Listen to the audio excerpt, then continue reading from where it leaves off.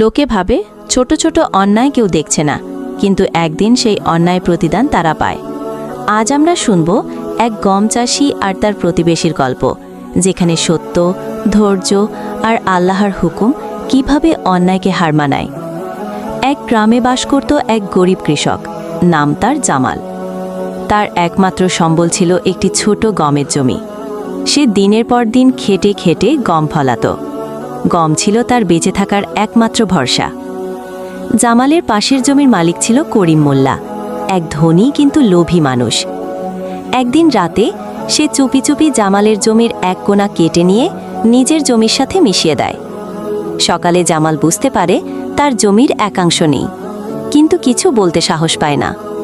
সে শুধু চুপচাপ দুহাত তুলে আল্লাহকে ডাকে, হে রব, আমি গরিব, কিন্তু তুমি আমার অভিভাবক, তুমি ন্যায় বিচার করো। কয়েকদিন পর করিম মোল্লার জমিতে রহস্যজনক রোগ লাগে, গম কালো হয়ে পচে যায়। অন্যদিকে জামালের জমিতে ফলন হয় দ্বিগুণ। গ্রামবাসীরা অবাক হয়ে বলে, জামালের জমি এত ভালো হলো কিভাবে? জামাল মুচকি হেসে বলে, আমি শুধু আল্লাহর উপর ভরসা রেখেছি। একদিন করিম লজ্জায় এসে জামালের পা ধরে ক্ষমা চায়।